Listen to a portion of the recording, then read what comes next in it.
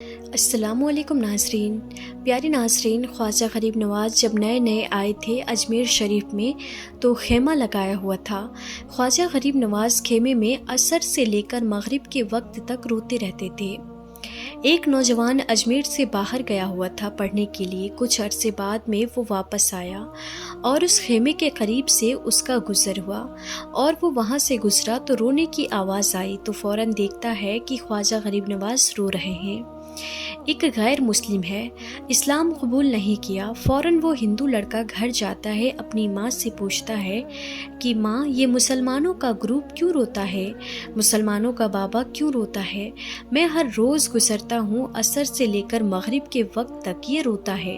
پھر اس کی ماں نے کہا جاؤ اس سے ہی پوچھ لو۔ وہ نوجوان خواجہ غریب نواز کے خیمے کے اندر آیا اور کہنے لگا کہ یا بابا، میں ہر روز یہاں سے گزرتا ہوں، آپ کی رونے کی آواز آتی ہے، بتائیے آپ کیوں روتے ہیں؟ خواجہ غریب نواز نے کہا کہ تم جاننا چاہتے ہو کہ میں کیوں روتا ہوں؟ میں نے ایک مدت اپنے مرشد کے ساتھ گزاری ہے، مرشد کی خدمت میں گزاری ہے، مجھے اپنے پیر کی یاد رلاتی ہے۔ میں عصر سے مغرب کے وقت تک اپنے مرشد کی یاد میں روتا رہتا ہوں۔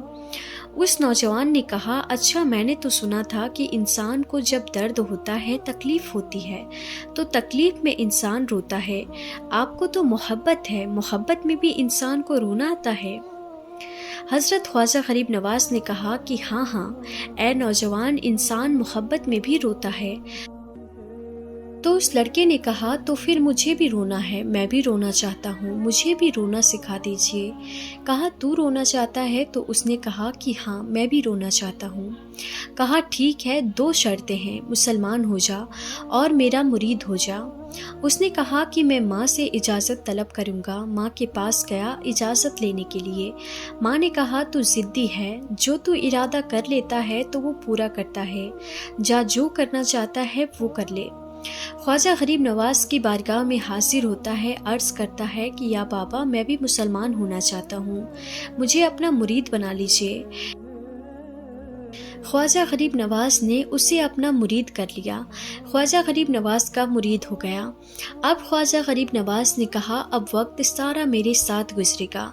ناشتے کے وقت خواجہ غریب نواز کے ساتھ، سحری کے وقت خواجہ غریب نواز کے ساتھ، سیر کے وقت خواجہ غریب نواز کے ساتھ، پورا دن اسے خواجہ غریب نواز کے قرب کی کچھ ایسی عادت ہو گئی، خواجہ غریب نواز کا دیوانہ ہو گیا، ان کا عاشق ہو گیا۔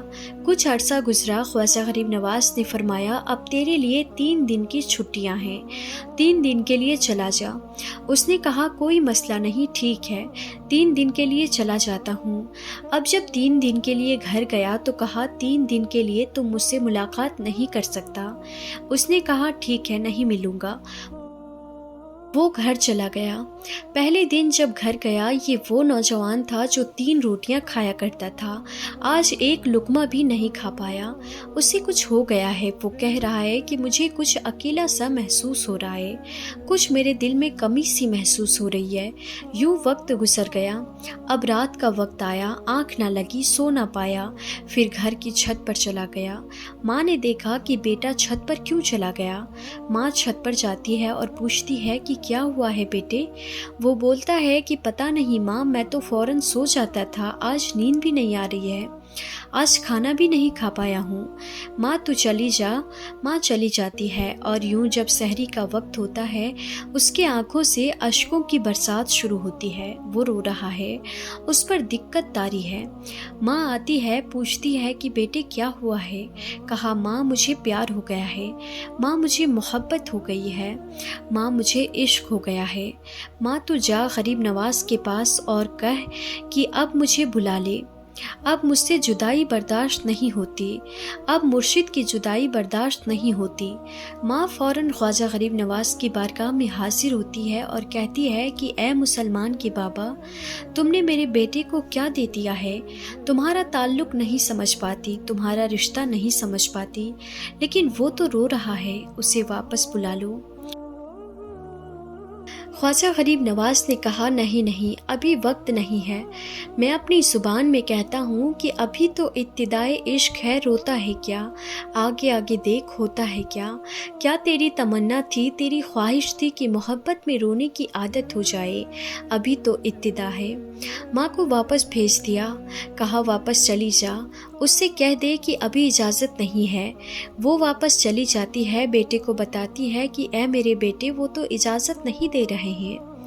کہا ماں سن لے، ماں اب اگر نہیں بلایا تو میں مر جاؤں گا، یہ محبت مجھے مار ڈالے گی۔ ماں اگر مجھے زندہ دیکھنا چاہتی ہے تو میرے مرشد کو راضی کر لے، میرے مرشد کو بتا دے کہ اب یہ جدائی برداشت نہیں کر سکتا۔ ماں فوراً غریب نواز کی بارگاہ میں حاضر ہوتی ہے اور کہتی ہے کہ اے غریب نواز، کرم فرمائیے، مجھ ماں کی تمنا ہے، یہ ماں کی آرزو ہے، وہ مر جائے گا۔ کہا ماں کی تمنا ہے تو تیری بات مانتا ہوں، جاؤ اسے واپس بھیج دے۔ وہ بھاگتا ہوا خواجہ غریب نواز کی بارگاہ میں حاضر ہوتا ہے۔ اس وقت خواجہ اپنے مریدوں کو دست دے رہے ہیں، ایک مجمع لگا ہوا ہے، وہ اپنے مریدوں کو دست دے رہے ہیں۔ فوراً خواجہ غریب نواز کے دروازے پر کھڑا ہوتا ہے اور پھر مرید یہ منظر دیکھ رہے ہیں۔ خواجہ غریب نواز کو دیکھتا ہے، خواجہ غریب نواز اسے دیکھتے ہیں۔ خواجہ غریب نواز نے اس کے آنکھوں سے آنکھیں ملائی اور پوچھا اب پتہ چلا محبت میں رونا کیسے آتا ہے۔ اس نے کہا کہ اے غریب نواز کرم فرمائیے۔ فوراً غریب نواز کو پکارتا ہوا غریب نواز کے قدموں میں آ کر گرا اور لپٹ گیا۔ اب مریدین اس منظر کو دیکھ رہے ہیں، وہ حیران ہو رہے ہیں کہ صرف وہ مرید ہی نہیں رو رہا ہے، سارے مرید رو رہے ہیں، اس پیار کے رشتے کو دیکھ رہے ہیں۔ اور پھر ایک عجیب و غریب منظر۔ خواجہ غریب نواز نے کہا آج رات تو نے کھانا کھایا تھا؟ کہا نہیں کھایا تھا۔ خواجہ نے بولا کہ میں نے بھی نہیں کھایا تھا۔ پھر خواجہ نے فرمایا کہ آج رات کو سویا تھا؟ کہا نہیں سویا تھا۔ کہا مجھے بھی آج نیند نہیں آئی۔ خواجہ غریب نواز کو بھی نیند نہیں آئی۔ یہ منظر سب مرید دیکھ رہے ہیں، وہ مرید بھی رو رہا ہے اور خواجہ غریب نواز کے آنکھوں میں اشکوں کی برسات جاری ہے۔ میری داستانہ حسرت وہ سنا سنا کے روئے، میرے آزمانے والے مجھے آزما کے روئے، کوئی ایسا اہل دل ہو کہ فسانۂ محبت میں اسے سنا کے رو، وہ مجھے سنا کے روئے۔ پیارے ناظرین، خواجہ غریب نواز کے لیے اس ویڈیو کو دل سے ایک لائک کریں، اس ویڈیو کو اپنے قریبی دوستوں احبابوں میں زیادہ سے زیادہ شیئر کریں۔ ہم ملتے ہیں پھر کسی نئی ویڈیو کے ساتھ، تب تک کے لیے اپنا اور اپنوں کا بہت زیادہ خیال رکھیں۔ اللہ حافظ۔